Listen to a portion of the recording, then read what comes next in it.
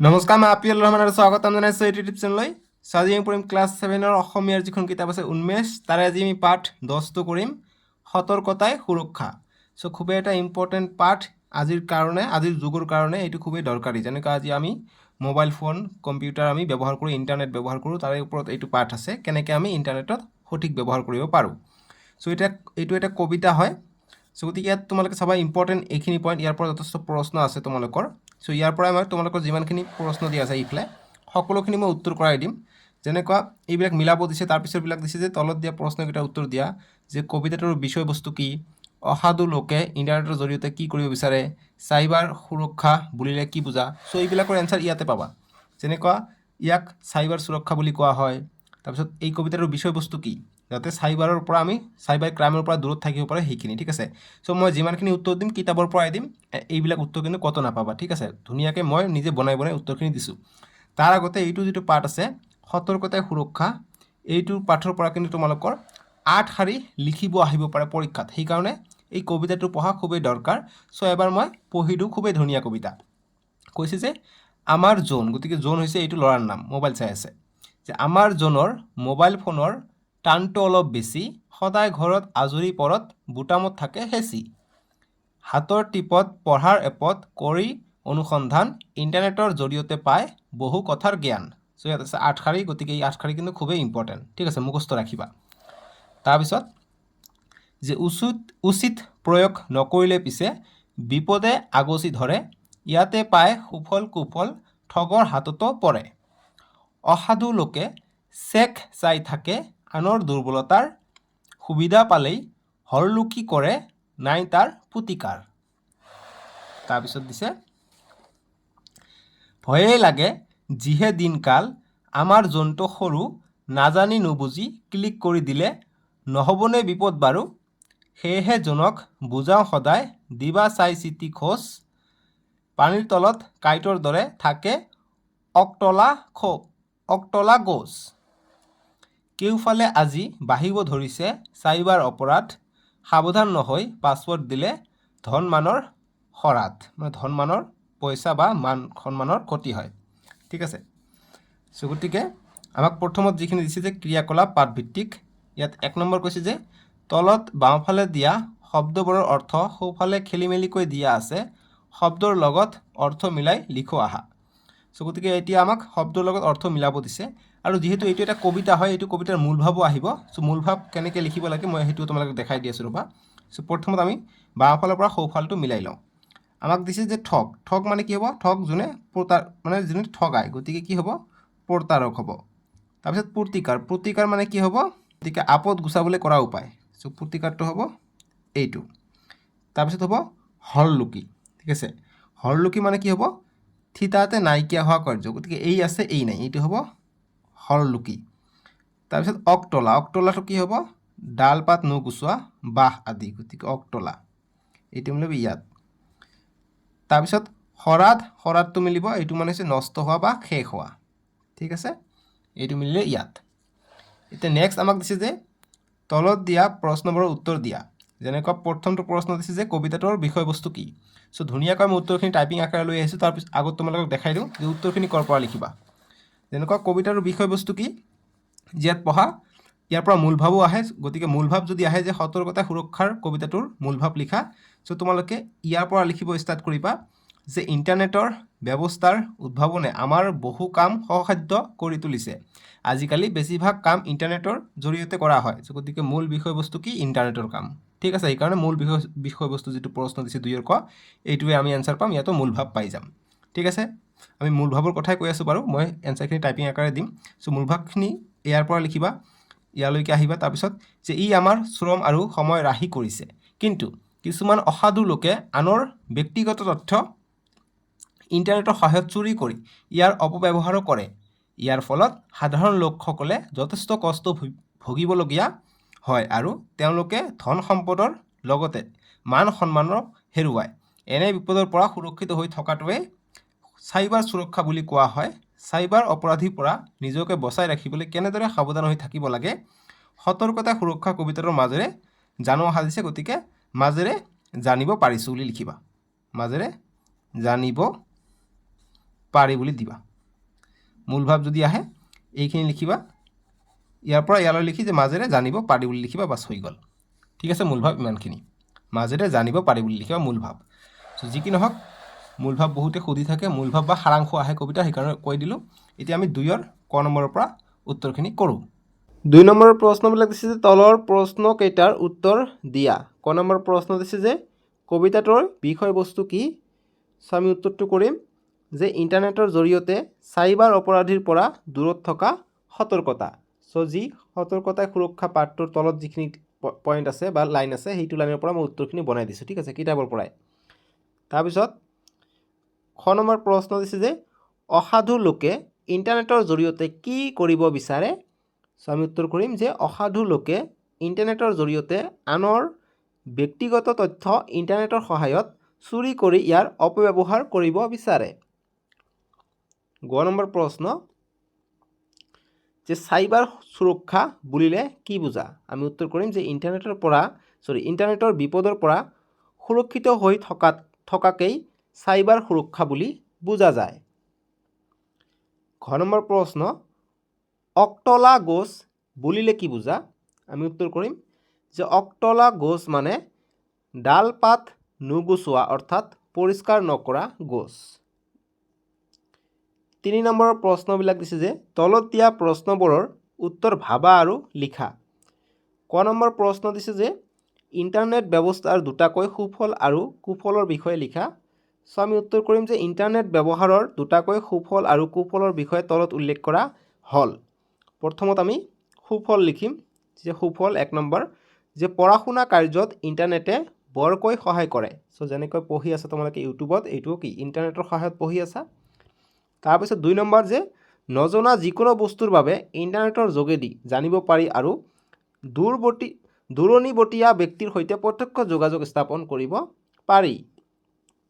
আৰু কুফল 2টা লিখিম যে কুফল 1 নম্বৰ যে ইণ্টাৰনেটৰ অধিক ব্যৱহাৰৰ ফলত সময় নষ্ট হয়।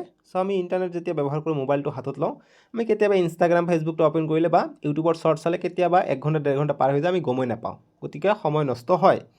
2 নম্বৰ যে পাছপোৰ্ট পালে ইণ্টাৰনেটৰ যোগেদি প্ৰতাৰকে ধন হৰলুকি কৰিব পাৰে। মানে পাছপোৰ্ট যদি পায় বেংকৰ, তেনেহ'লে পইচা তাৰ পৰা উইথড্ৰ কৰিব পাৰে। খ নম্বৰ প্ৰশ্ন যে কবিতাটোত জোনক চাই চিতি খোজ দিবলৈ কিয় কোৱা হৈছে? কাৰণ জোন সৰু ল'ৰা আছিলে, যাতে চাইবাৰ ক্ৰাইমৰ অপৰাধত নপৰে। চ' গতিকে আমি উত্তৰ কৰিম যে কবিতাটোত জোনক চাই চিতি খোজ দিবলৈ কোৱা হৈছে কাৰণ এটা ভুল পদক্ষেপৰ বাবে তাৰ ধন মান সকলো শেষ হৈ যাব পাৰে। ধন মানে টকা পইচা, মান মানে মান সন্মানো শেষ হ'ব পাৰে। তেনেকুৱা ধৰণৰ ফটো যদি মোবাইলত থাকে, হেকাৰে লৈ ল'ব পাৰে ফটোটো, আৰু ফটোটো লৈ ভাইৰেল কৰিলে। সেইকাৰণে তেনেকুৱা ধৰণৰ ফটো উঠিব নালাগে মোবাইলত। ঠিক আছে, মানে উলংগ ফটো ডাইৰেক্ট ক'ব গ'লে, বুজি পাইছেনে? সেইবিলাক কেতিয়াও শ্বেয়াৰ কৰিবও নালাগে। গ নম্বৰ প্ৰশ্ন যে চাইবাৰ অপৰাধীৰ পৰা নিজকে বচাই ৰাখিবলৈ কেনেদৰে সাৱধান হ'ব লাগে? আমি উত্তৰ কৰিম যে চাইবাৰ অপৰাধীৰ পৰা নিজকে বচাই ৰাখিবলৈ হ'লে নজনা ৱেবছাইটত ক্লিক কৰিব নালাগে আৰু নিজৰ পাছপোৰ্ট কাকো দিব নালাগে।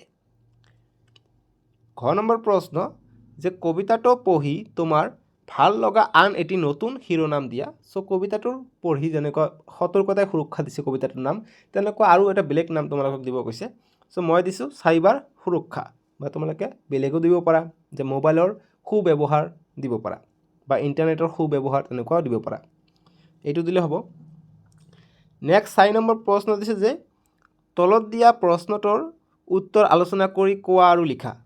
দিছে যে ভয়েই লাগে যিহে দিনকাল, আমাৰ জন্তু সৰু, নাজানি নুবুজি ক্লিক কৰি দিলে নহ'বনে বিপদ বাৰু? এইটো কবিতাটোৰ পৰা উঠাই দিছে।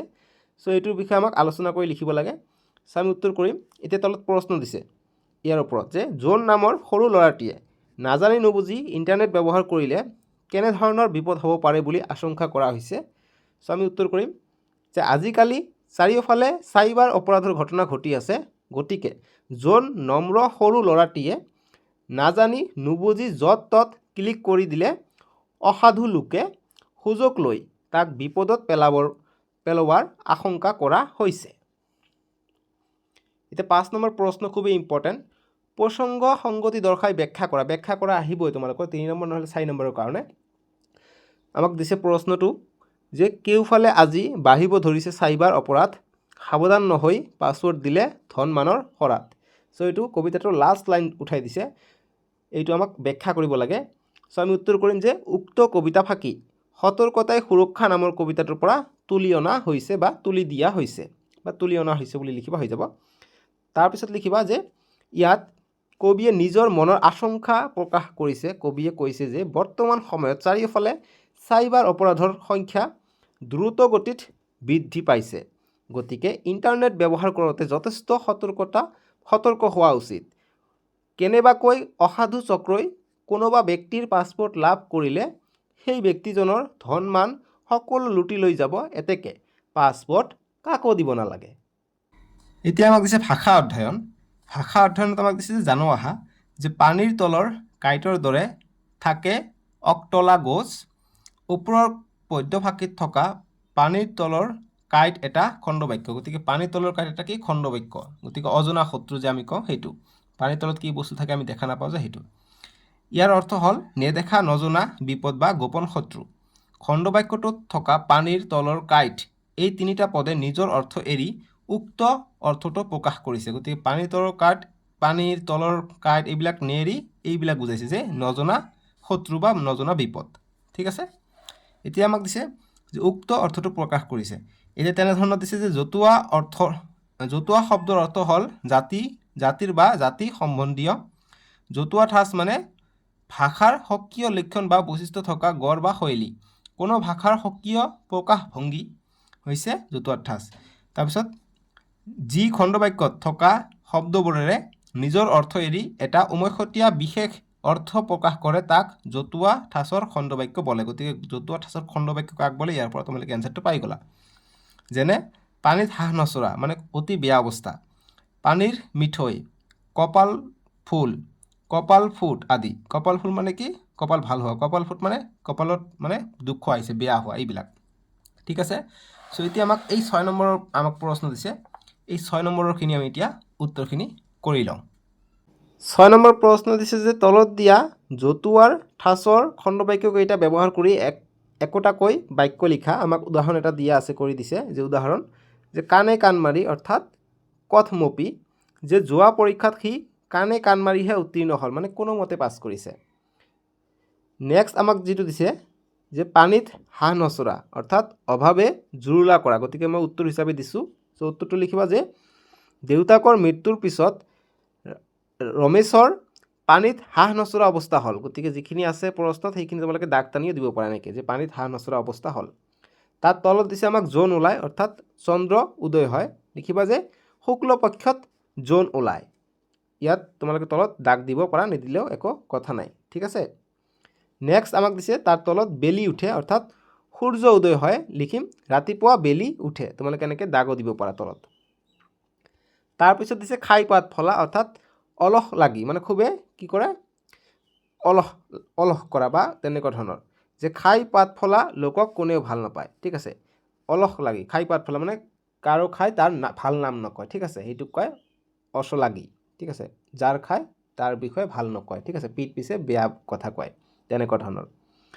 তাৰপিছত গাই বাই চা অৰ্থাৎ চেষ্টা কৰিছা, যে কামটোৰ বাবে তাই গাই বাই চাবলৈ ধৰিছে। তাৰপিছত ভাত বাঢ়ে, চ' এইটো লিখিম যে কাঁহীত ভাত বাঢ়ি দিয়ে। গতিকে এইটো ৰাইট ছাইডৰ ওপৰত 2 নম্বৰটো হয়, যে লিখিম যে মায়ে মোৰ বাবে ভাত বাঢ়িছে।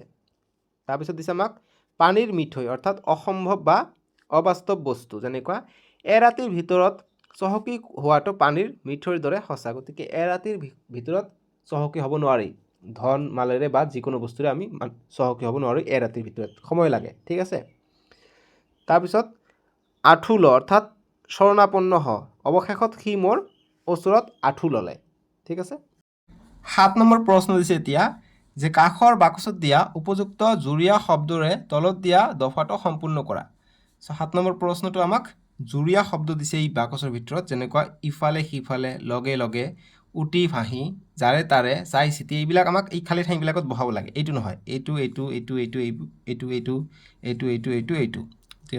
যিমানটা আছে সিমানটা খালী ঠাই আছে। যেনেকুৱা দিছে জালত পৰি থকা হৰিণীজনীৰ চকুলৈ চাই কাউৰীয়ে ক'লে তোমাক মই আগতে সকীয়াইছিলোঁ যে অলপ ডেছ চলিব লাগে, গতিকে অলপ কি হ'ব, চাই চিতি চলিব লাগে। গতিকে ইয়াত হ'ব যে অলপ চাই চিতি চলিব লাগে, চাই চিতি চলিব লাগে। তাৰপিছত ইয়াত কি হ'ব যে ডেছ লগত মিত্ৰতা কৰিলে, চ' কি হ'ব, ডেছ লগত মিত্ৰতা কৰিলে, যে যাৰে তাৰে লগত মিত্ৰতা কৰিলে, ঠিক আছে। চ' গতিকে লিখিম যে যাৰে তাৰে লগত মিত্ৰতা কৰিলে কি হ'ব, বিপদত পৰিব পাৰে, যাৰে তাৰে লগত আমি বন্ধুত্ব কৰিব নালাগে। গতিকে যাৰে তাৰে লগত মিত্ৰতা কৰিলে কি হ'ব, যাৰে তাৰে লগত মিত্ৰতা কৰিলে কি হ'ব, দেহা বেহাৰ ক্ষতি হ'বই, ঠিক আছে। দেহাৰ ক্ষতি হ'বই, দেহা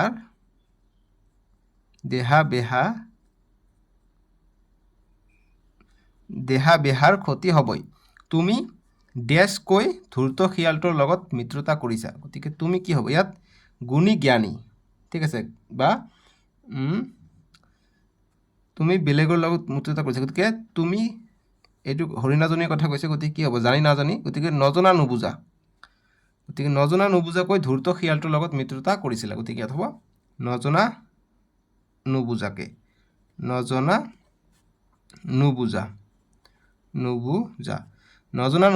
ধূৰ্ত শিয়ালটোৰ লগত মিত্ৰতা কৰিছিলা, সেইকাৰণে বিপদ হৈছে। বুজি পাইছেনে? তাৰপিছত কি লিখিম, যে মোক অলপ সময় দিয়া, ডেছ কিবা এটা বুদ্ধি ওলাব লাগিব, গতিকে ভাবি গুণি কিবা এটা বুদ্ধি ওলাব লাগিব, গতিকে ভাবি গুণি কিবা এটা বুদ্ধি ওলাব লাগিব, ভাবি গুণি কিবা এটা বুদ্ধি উলিয়াব লাগিব। শিয়ালটো কল্পনাত, গতিকে শিয়ালটো কল্পনাত, ইয়াত দেখা কোনটো হ'ব, শিয়ালটো কল্পনাত উটি ভাঁহি হ'ব, উটি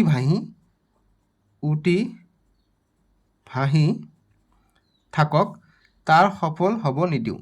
এতিয়া ধৈৰ্য ধৰি থাকা, ধৈৰ্যই পৰম বল বুলি ডেছ লোকে কয়, গতিকে কোনে কয়, গুণী জ্ঞানী লোকে কি কয়, ধৈৰ্য পৰম বল বুলি কয়, ঠিক আছে। গতিকে ইয়াত হ'ব গুণী জ্ঞানী, গতিকে গুণী জ্ঞানী লোকে কি কয়, ধৈৰ্য পৰম বল। মই গছৰ ওপৰত বহি ডেছ চাই থাকিম, গতিকে কি হ'ব, ইয়াত ইফাল সিফাল চাই থাকিম, ঠিক আছে, ইফালে সিফালে চাই থাকিম, ইফালে সিফালে চাই থাকিম, তোমালোকে এইবিলাক বহীত লিখিবা, ঠিক আছে। খেতিয়কজন অহা দেখিলেই মই ডেছকৈ চিঞৰি দিম, গতিকে কি হ'ব, মই কা যিহেতু কাউৰী, গতিকে কি ক'ব, কাকে চিঞৰি দিব, গতিকে কা কৈ চিঞৰি দিম, তুমি ডেছ মৰাৰ ভাও জুৰি জিভা ওলাই পৰি থাকিবা, গতিকে কি হ'ব, লগে লগে, ঠিক আছে, তুমি লগে লগে, যেতিয়া কাকা ক'ব তেতিয়া লগে লগে মৰাৰ ভাও জুৰি জিভা উলিয়াই থাকিবা। তেতিয়া কোনটো ব্যৱহাৰ হোৱা নাই, চব ব্যৱহাৰ হৈছে, বাছ হৈ গ'ল। এতিয়া আমাক 8 নম্বৰ প্ৰশ্নটো দিছে। 8 নম্বৰ দিছে যে সতৰ্কতাই সুৰক্ষা পদ্ধতিত অনুসন্ধান, অনুযোগ সন্ধান, দুৰ্বলতা, দুৰ্যোগ, বলযোগ, তা প্ৰত্যয় আদি উপসৰ্গযুক্ত শব্দ পাইছা। এতিয়া অনু, দূৰ আৰু অসমীয়া আও উপসৰ্গ যোগ কৰি তিনিটাকৈ নতুন শব্দ গঠন কৰা, গতিকে আমাক শব্দ গঠন কৰিব দিছে, যেনেকৈ অনুপ্ৰেৰণা লগ লাগি কি হয়, অনুপ্ৰেৰণা হয়, ঠিক আছে, প্ৰেৰণা। তেনেকুৱা অনুযোগ বেলেগ এটা লগ লগাই আমাক এটা শব্দ গঠন কৰিব লাগিব, ঠিক আছে। অনুযোগ আমি যদি খন যোগ কৰোঁ, অনুক্ষণ হৈ যাব, ঠিক আছে, অনুযুক্ত আৰু মূৰ্ধন্য অনুক্ষণ। আকৌ অনুৰ লগত আমি যোগ কৰোঁ, যোগ লিখোঁ, অনুযোগ, ঠিক আছে, অনুযোগ, বুজি পালা। নেক্সট দূৰৰ লগত আমি যদি গতি ইউজ কৰোঁ, দুৰ্গতি, দুৰ্যোগ গতি, দুৰ্গতি, ঠিক আছে, ৰেপ আহিব, তৈশিকাৰ্থী, দুৰ্গতি, ঠিক আছে। এতিয়া দুৰ্যোগ বেলেগ আমি কি ব্যৱহাৰ কৰোঁ, দুৰ্যোগ সন্ধি, দূৰসন্ধি, ঠিক আছে, দুৰ্যোগ সন্ধি, দূৰসন্ধি, সন্ধি ঠিক আছে বুজি পালা এতিয়া আমাক দিছে দূৰযোগ নাম গতিকে কি হ'ব দূৰ নাম ঠিক আছে দূৰ নাম দূৰ ৰটো ৰেপ হ'ব গতিকে দূৰ নাম ৰটো ৰেপ হ'ব দূৰ নাম আওযোগ কাঠ আও কাঠ এতিয়া আওযোগ বেলেগ দিব গৈছে আওযোগ কাল আওকাল আওকাল ঠিক আছে আও কাল আওযোগ কাল আওকাল আওযোগ কাল আওকাল বা আওকান বুলিও কয় আওযোগ কাল মিলি পেলাই আওকান হ'ব আওকান ঠিক আছে আওযোগ পুৰণি আও পুৰণি সামগ্ৰী গতিকে আওযোগ পুৰণি পুৰ মধ্যম নৈশিকাৰণী গতিকে আও পুৰণি হ'ব আও পুৰণি বুজি পালা আওযোগ আওযোগ কান আওকান